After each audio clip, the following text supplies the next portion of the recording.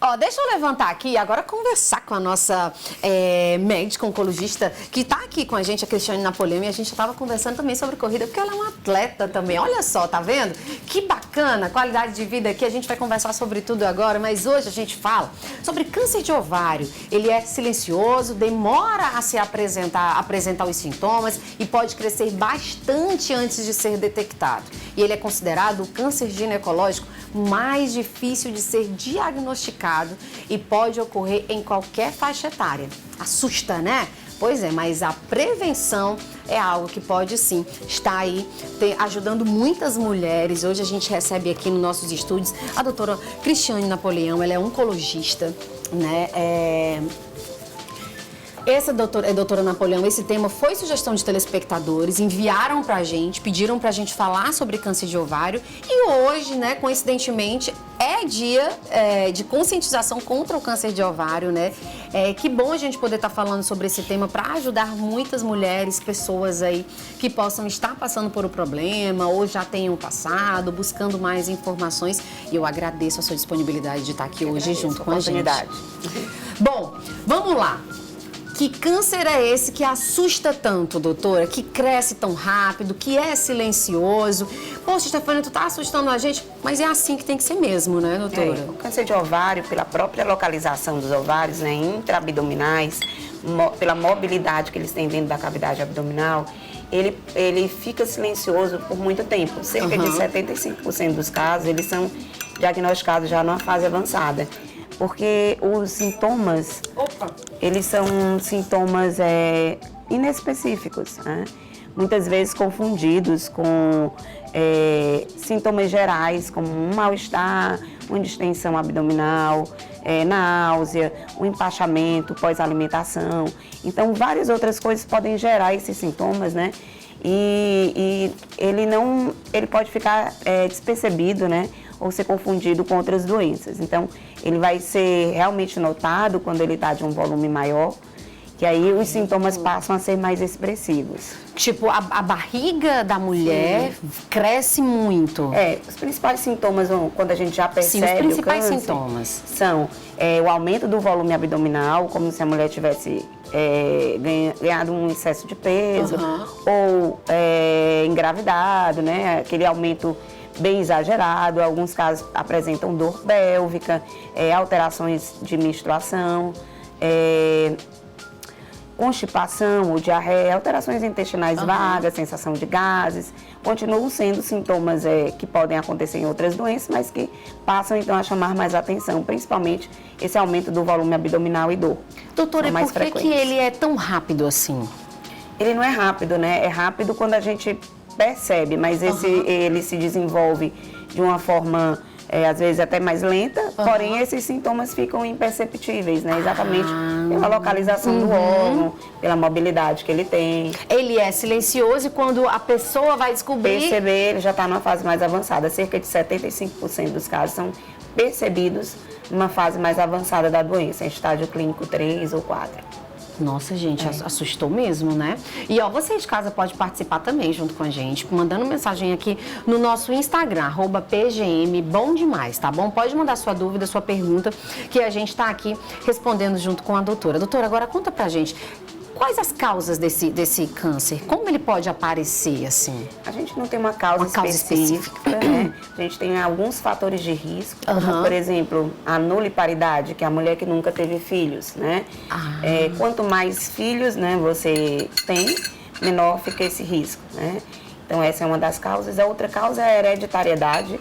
A gente tem que em cada 10 cânceres de ovário, em torno de 8 tem relação com o fator hereditário, né? Tem casos de câncer de ovário na família e ou mama. Faz parte de uma síndrome que a gente chama de síndrome mama-ovário. Então é ou mama ou ovário, né? Hereditariedade. Isso, relacionado principalmente a duas mutações nos genes BRCA1 ou BRCA2. Né? Então, quem tem câncer de ovário na família precisa ficar alerta e ou mama, né? Nossa, Pode fazer um aconselhamento genético para avaliar se você tem esse risco, se está associado a esse risco. Né? Tem essa avaliação genética, Sim, doutora? Hoje, todas as mulheres que tiveram câncer de ovário, elas devem fazer o teste genético, né? que é um teste que é feito na saliva ou no sangue, que propicia você detectar se existem mutações, principalmente nesses 2 genes, existem outros, mas de menor frequência, mas nesses 2 genes associados ao câncer de ovário, que também aumenta o risco de câncer de mama e próstata também no homem. Próstata também no homem, né? Isso. Doutora, já vem, tem tipos desse câncer de ovário? Tem tipos? Tem. O principal tipo, cerca de 90% deles, é do tipo epitelial, que é o mais comum, né? Que se origina do epitélio de revestimento do ovário. Existe também aquele que se origina do epitélio que produz hormônios, que é o estromal, em menor quantidade, e também o germinativo, que ocorre em mulheres mais jovens, né, na parte reprodutiva. E esses 2 últimos, que é o germinativo e o estromal, eles respondem por cerca só de 10% dos cânceres de ovário. A maioria é epitelial. Epitelial, né, doutora? Ó, a gente tem pergunta aqui. Ela está perguntando, doutora, eu já tive NIC, é NIC que fala assim? Sim. 1, 2, né? HPV, já fiz tratamento. Agora descobri que tenho herpes genital. Me diga quais os riscos eu corro de virar um câncer. Bom, o NIC, ele não está relacionado ao câncer de ovário, está relacionado ao câncer de colo de útero, né? O NIC3, né, que a gente chama, é o pré-câncer, né? É uma lesão pré-invasiva do câncer de colo uterino. Então, tem que ficar atenta e tem que frequentar de uma forma mais assídua o seu ginecologista para estar avaliando essas lesões do colo do útero, que são lesões perfeitamente preveníveis. Diferente do câncer de ovário, que a gente praticamente não tem uma pré-lesão, né? E a gente tem poucos exames que conseguem realmente detectar numa fase precoce. Ah, doutora? Que exames são esses, doutora? Bom, o ultrassom transvaginal, alguns exames de sangue, eles diagnosticam, mas a gente não pode contar com eles apenas, né, para achar que se eu fizer, eu vou conseguir evitar. Né? São exames que ajudam, mas não são exames específicos, né? Mesmo aquelas mulheres que fazem esses exames regularmente podem detectar o câncer no intervalo. Né? Então, o ideal é, se você sente algum sintoma inespecífico, mas que não existia antes e que começou a aparecer, você não não tenta se autodiagnosticar. Você procura o seu médico e avalia, principalmente quando é dor pélvica, alteração de hábito intestinal. É válido você procurar o seu médico, seu ginecologista, para fazer uma avaliação mais criteriosa. Entendi. A Thalita tem uma pergunta. Ela quer saber se o cisto no ovário ele pode ser também hereditário. Não, o cisto de ovário, na grande maioria, o cisto propriamente dito, que é aquela lesão com líquido no seu interior, ele geralmente tem relação com alterações hormonais, né? Acontece no período aí da menstruação. E ele não é maligno. Agora, existem alguns cistos que na realidade são cistos complexos, que a gente chama, onde a gente tem componente líquido e componente sólido. Esses sim devem ser olhados com atenção pelo seu ginecologista, porque eles não é que eles virem, é porque pode ser a apresentação inicial de um câncer de ovário. O cisto propriamente dito, o cisto simples, ele aparece e desaparece sem causar nenhum problema. Agora, o cisto complexo, ele deve ser avaliado por um médico e através de exames de imagem. Precisa fazer acompanhamento, doutor, esses cistos? Sim. Precisa fazer acompanhamento, né? De quanto em quanto tempo? De 6 em 6 meses seria o ideal. Entendi. Tem mais perguntas de telespectador e você pode continuar participando, tá, gente? Lá no nosso @PGM Bom Demais. Você que está me acompanhando, tem Instagram, o filho tem Instagram, a filha, pede lá para ela mandar a sua pergunta, tá? @PGM Bom Demais. Já eu vou resolver a questão aí do nosso celular. Bom dia, doutora. Eu tive NIC3 e fiz esterectomia. Eu preciso fazer as radioterapia ou quimioterapia? O NIC3, como eu falei previamente, ele é uma lesão pré-maligna, né? Então, ele é tratado exclusivamente com a cirurgia. Exclusivamente com a cirurgia, né, exatamente. doutora? E fazer o acompanhamento, né, Sim, doutora? O acompanhamento com o seu ginecologista, posteriormente. Ah, tá certo. Doutora, quais são a metástase, né? A metástase quase não sai. E, gente, fico nervosa falando desse tema, não sei porquê. Eu acho que é algo assim que machuca muito a mulher, a família, né, doutora? Enfim, eu passei por um momento próximo que me deixou assim meio... Mas como é que funciona essa questão da metástase no câncer de ovário? Bom, o câncer de ovário, a principal via de disseminação dele é abdominal mesmo, né? E as principais metástases que causam sintomas são metástases ali na região do peritônio, que é a camada que envolve o abdômen e também que envolve alguns órgãos principalmente os intestinos, né? Então pode causar lesões localizadas, né, no abdômen, por dentro, né, na parede, dentro da parede do abdômen, pode causar alterações intestinais, como prisão de ventre, né, que é a constipação, o aumento dos gases. Então, geralmente as metástases são ali em região abdominal.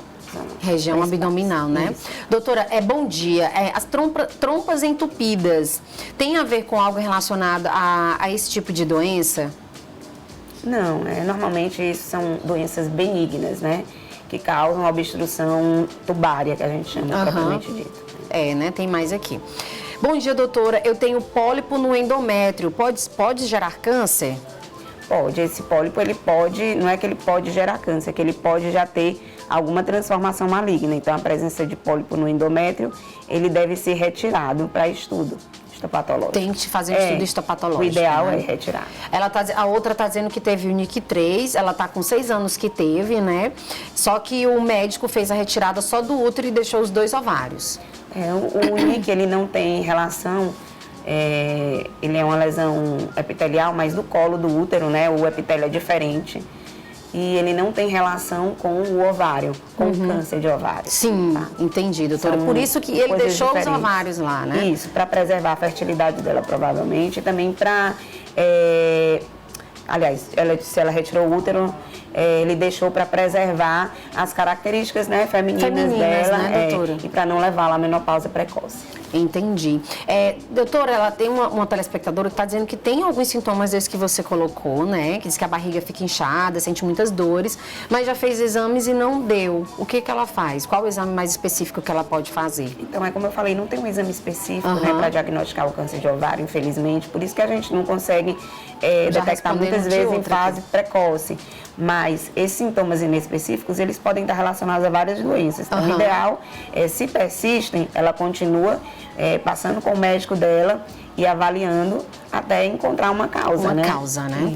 Olha, outra pessoa perguntou também a respeito de fazer exame, a Célia. Célia, acredito que a doutora respondeu também, né? Realmente fazer os exames, fazer esse monitoramento, né, doutora? Isso. Naquelas pessoas que elas diagnosticam, por exemplo, uma mutação, né, patogênica, que a gente chama, que está relacionada ao aumento do risco desse tipo de câncer, uma forma efetiva da prevenção do câncer é a retirada dos ovários, né? Uma cirurgia que a gente chama de salpingo-ovarectomia bilateral, que é a retirada dos ovários e das trompas, né?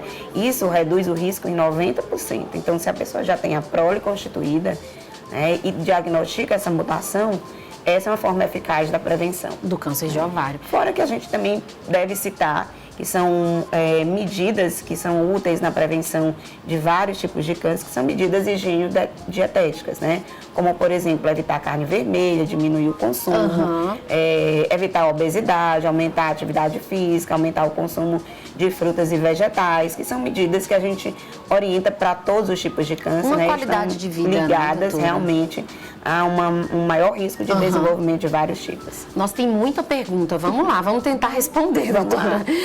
Doutora, mioma, o que dizer sobre ele e os exames de sangue que a gente faz anualmente? Pode detectar esse tipo de câncer? O mioma, ele é um tumor benigno, né? Não tem relação com o câncer de ovário e normalmente vai depender, os exames são exames ginecológicos normais, né? Um ultrassom transvaginal, ele pode detectar e fazer esse acompanhamento. O mioma, ele não tem transformação maligna, então ele deve ser retirado de acordo com a orientação do seu médico. Se ele é um tamanho maior, que causa sangramentos, dependendo dos sintomas, né?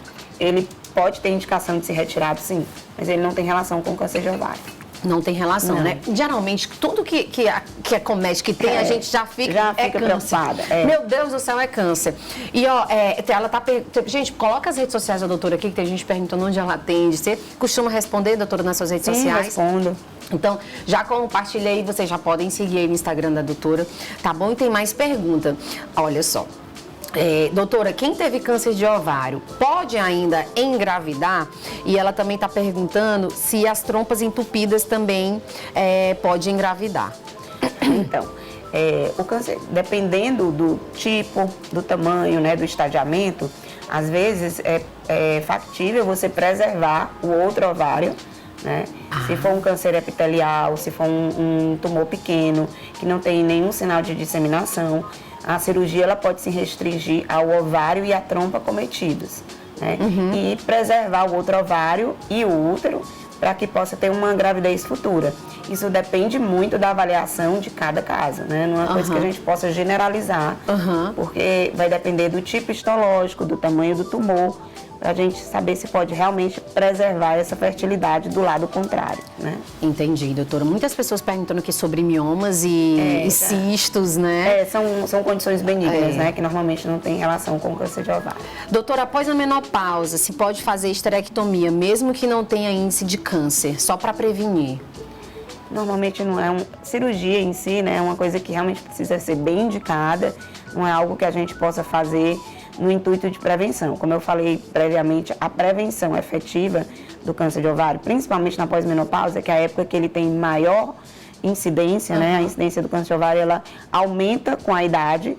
Então, a menopausa é a fase de maior risco e pode sim prevenir, mas assim, a gente só indicaria a cirurgia redutora de risco nos pacientes que têm a mutação patogênica no BRCA1 ou no BRCA2.